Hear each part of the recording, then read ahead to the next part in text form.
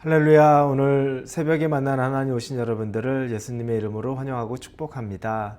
같이 기도하겠습니다. 좋으신 하나님 감사합니다. 오늘도 좋은 날 주셨습니다. 지난밤에 우리가 단잠을 자고 새 하루를 시작하는데 하나님이 우리를 깨워주시고 하루를 시작하라고 하실 때 또 말씀 주시면서 말씀 붙잡고 살라는 하나님의 선하신 뜻을 우리가 깨닫습니다. 지금 주시는 말씀을 우리가 오늘 하루 마음에 잘 품고 하나님과 함께하는 삶 살기를 원합니다.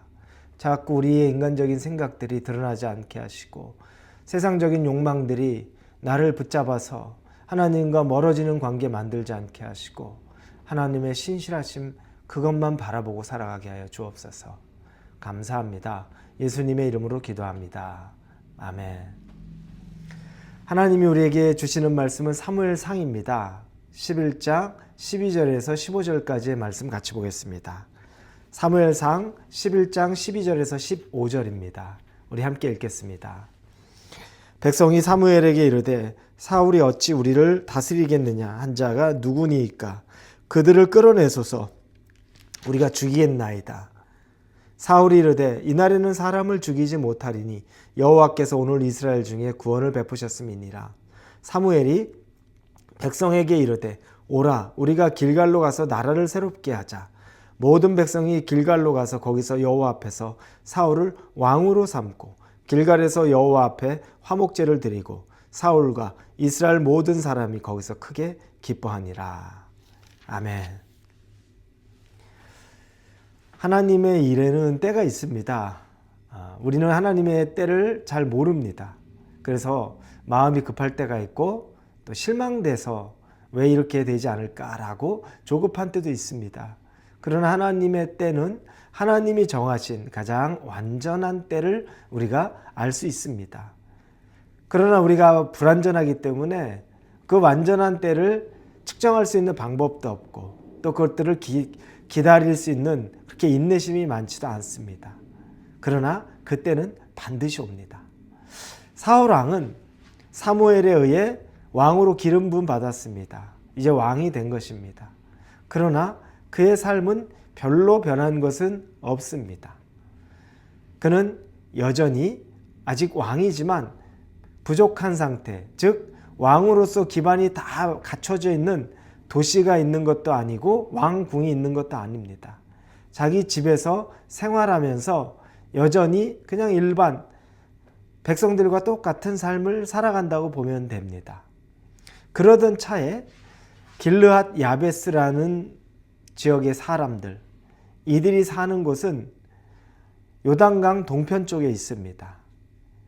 그 땅에는 므낫세 반지파와 갓 지파가 있는 땅입니다. 그 지역에 살고 있는 그들이 당시에 암몬에 의해서 공격을 받고 위협을 받고 있는 중입니다. 암몬이 내려와서 그들에게 포로로 잡혀가야 된다. 너희들 우리에게 잡혀가야 된다라고 얘기할 때 그들에게 말한 것이 너희들을 온 눈을 다 빼버리겠다. 너희들이 우리에게 오면 이 얘기를 합니다.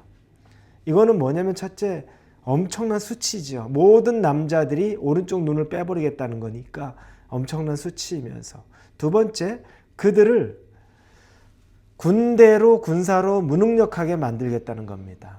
왜냐하면 대부분이 오른손을 쓰고 있는 장수들이죠. 군사들은 왼손에는 방패를 들고 오른손에는 칼이나 창을 듭니다. 그리고 방패에 숨었다가 오른 눈으로 살짝 방패를 피해서 앞에 전경을 바라보고 싸울 준비를 하는데 오른쪽 눈을 다 빼버린다는 건 뭐냐면 싸울 능력이 없게끔 만드는 그런 일까지 포함되어 있는 겁니다. 수치스러우면서도 무능력하게 만들려는 계획이 있습니다. 조롱하죠. 그때 이 길르앗 야베스 사람들이 일주일만 참아주시오. 우리 동족들에게 연락을 해서 그들이 우리를 도우러 오지 않으면 우리가 당신 말한 대로 항복하고 오른쪽 눈 빼겠습니다. 라고 얘기합니다. 근데 암몬이 왜 그 얘기를 들어줄까? 생각해 보니까 이스라엘 백성들은 오합지졸이거든요. 아직 제대로 싸워보지도 못하는 그런 사람들이 올 리도 없고 온다고 해도 두려울 것이 없다고 생각한 거죠. 그러니 말도 안 되는 얘기를 해도 그럼 마음대로 해봐라 라고 하면서 그냥 때를 기다리고 있는 겁니다. 그렇게 해서 이 길르앗 야베스 사람들이 각 지파에 사람을 보냅니다. 도와달라고 말하는 거죠.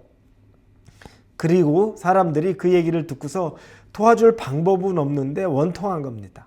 통곡 소리도 나고, 그 소리가 날 때 사울이 소 2마리를 끌고 농사를 짓고 오다가 그 소리를 듣습니다. 이게 무슨 소리입니까? 그랬더니 여차여차해서 이런 일입니다. 그때 사울이 갑자기 분노하기 시작합니다. 그런데 이게 사람의 분노는 아닙니다. 오늘 본문에 읽지는 않았지만 11장 6절에 보면 이렇게 쓰여 있습니다. 사울이 이 말을 들을 때 하나님의 영에게 크게 감동되며 그의 노가 크게 일어나, 사람들에게 이 얘기를 듣고 울고 있는 소리를 듣고서 하나님의 영에 감동돼서 크게 분노하고 일어났다고 말합니다. 그리고 그는 그 즉시 자기가 가지고 있는 소 2마리를 죽입니다. 그리고 그것들을 다 뼈를 조각내서 그 뼈를 12지파에 다 보냅니다. 그리고 나서 말하죠. 너희들이 만약에 지금 내가 전쟁을 하려고 하는데 여기에 모여오지 않으면 너희들이 이같이 될 것이다. 위협을 하는 거죠. 그런데 사람들이 그 말에 다 순종을 합니다. 그리고 나서 그들이 모이니까 33만이나 되는 군대가 됩니다. 그리고 그들은 사울 왕의 지시에 따라 암몬에게 몰래 가서 암몬을 물리치는 일이 생깁니다. 사울이 왕이 된 이후에 처음으로 치르는 전쟁인데 하나님이 그 전쟁을 승리하게 만듭니다. 하나님의 신에 감동된 사울, 하나님의 영이 강력히 사로잡았던 사울이 바로 이 일을 했던 겁니다. 사울은 자기 자신이 부끄러운 자, 작은 자라고 겸손했고, 그리고 왕으로 세우려고 할 때 숨어서 나오지 않던 그 사람이 하나님의 영에 감동되니 이 사람이 엄청난 능력자로 변합니다. 여러분, 이게 얼마나 중요한지 모릅니다. 세상에서 힘있고 큰 소리 쳐봐야 무슨 소리 있습니까? 하나님이 도와주지 않고 하나님이 인도하지 않으면 그 사람 무능합니다. 그런데 세상에서는 샤이한 것 같고 별로 대단한 것 같지 않은데 하나님이 함께 하셔서 하나님의 영에 충만하니 담대함을 얻습니다. 그래서 믿음이 있는 사람은 결정적일 때 여러분 그 믿음이 드러납니다. 결정적인 순간에 담대해지죠. 다른 사람들은 다 끝났다고 생각하는 그 순간에 하나님의 영이 있는 사람들은 무슨 소리입니까? 능치 못할 것이 어디 있습니까? 이 말을 할 수 있는 사람이 바로 우리 크리스찬이라는 겁니다. 그러나 세상에서 그렇게 용맹하고 내가 다 준비되어 있는 것 같아도 갑자기 위기가 오면 그냥 푹 쓰러지는 게 세상의 사람들의 모습이기도 합니다.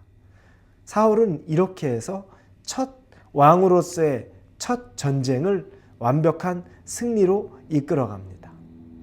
사무엘이 사울에게 기름 부었을 때 했던 말이 있습니다. 10장에 보면 너는 그 때를 기다리며 조심스럽게 있으라고 말합니다. 즉 아직 하나님의 때가 되지 않았을 때 조급해하지 말고 지혜롭게 하나님의 때를 기다리라는 겁니다. 이 얘기를 해줬습니다. 그리고 사울은 그냥 평범한 일상 가운데 살았습니다. 심지어 사울에게 기름 부어서 왕이 됐을 때 사람들이 사울을 왕으로 여기지 않았습니다. 그거 무슨 왕이야, 우리랑 뭐 별반 차이도 없고 나보다 더 어린데 그거 무슨 왕이야 라고 그를 우습게 알았습니다.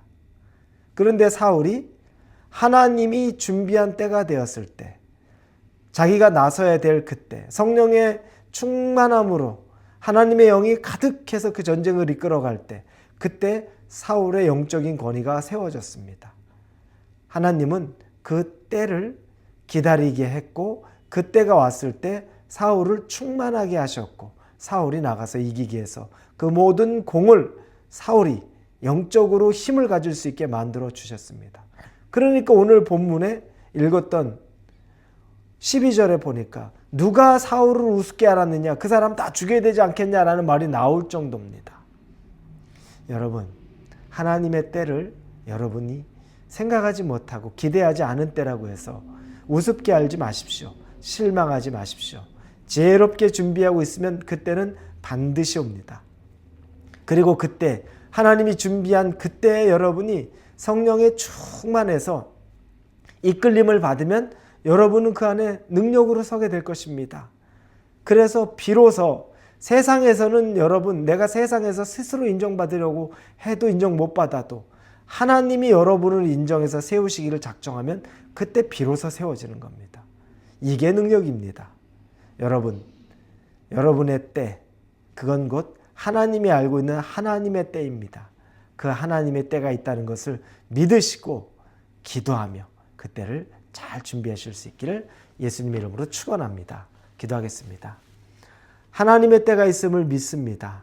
그 하나님의 때 우리를 사용하시고 우리가 스스로 높아지는 것이 아니라 하나님이 우리를 세워주는 것에 높아지게 하시고 쓰임받게 하여 주시옵소서.